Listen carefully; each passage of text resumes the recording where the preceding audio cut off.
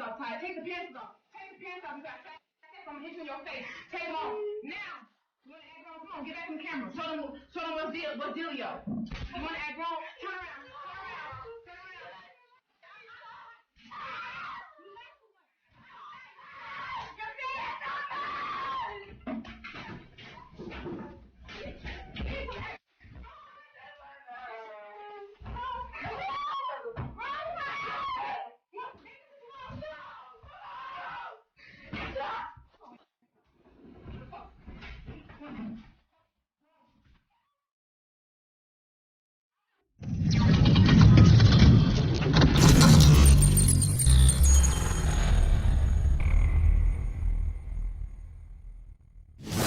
Welcome back to the Anthony Spade channel. Before we get started, go ahead and hit that subscribe button, go ahead and hit that like button, and go ahead and hit that notification button. All right? I want to give a shout out to Mr. Elite. He's a MGTOW guy. I watched his video in response to my video, and I think that everyone should go over there and watch his video. I liked his video. That's how come I'm giving you a shout out.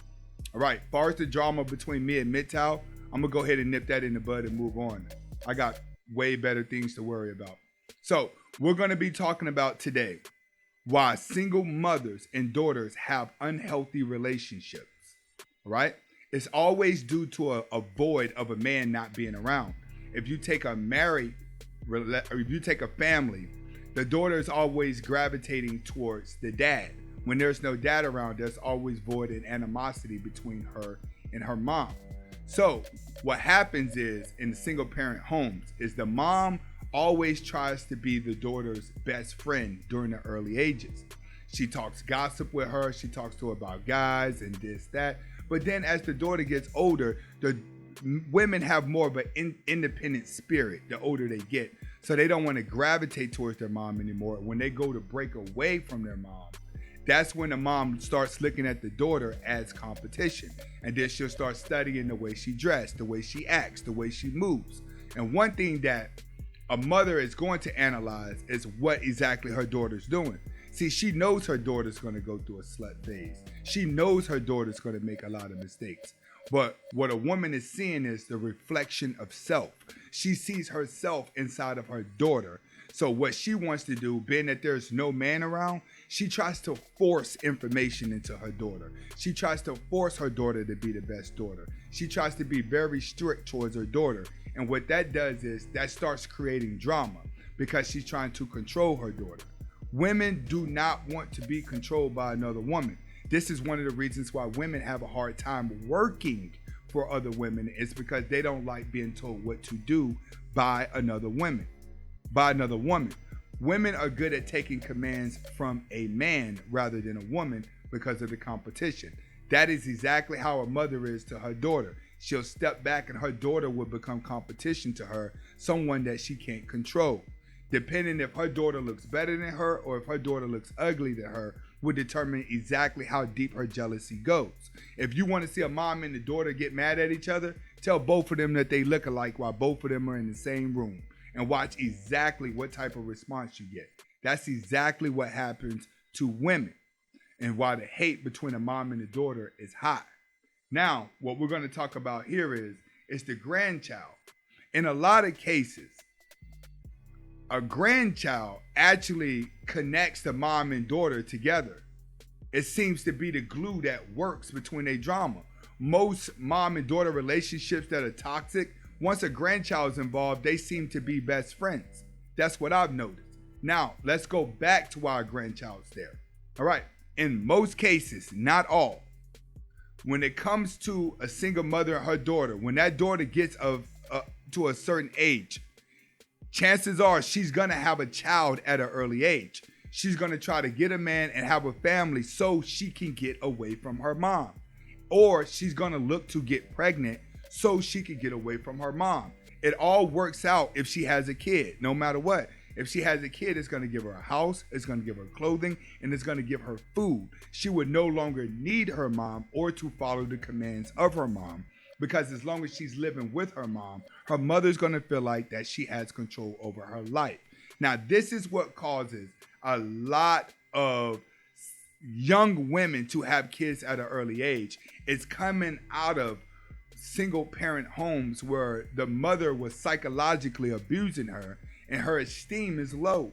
A lot of women are going to do that. They're going to dog their daughters out, and their daughters are going to leave the house with very low self-esteem, especially if the mother doesn't have a boyfriend. If the mother doesn't have a boyfriend or have gotten married, she's just going to be a cancer inside of her daughter's life. And you're going to continue to see this over and over and over again. But when it comes to the grandchild, that seems to be the glue. Because if the daughter had a child just to get out the house, but she really didn't have the responsibility knowledge to raising the child, then she's okay with her mom babysitting the baby, pretending to be the real mom while she goes out and gets to live her young life again, be in the club, possibly get knocked up by another dude. The cycle continues to go over and over and over again. Even the mom may have a variety of kids by different guys trying to trap those guys to stay in a relationship. Women are going to do this. But in today's society, you're going to see this type of unhealthy relationships increase just due to masculinity in women and due to the natures of laws that are happening now in the world that we're going in. Women don't need a man. They don't want a man. They can do everything without a man. So a lot of these men are about to be sperm donors.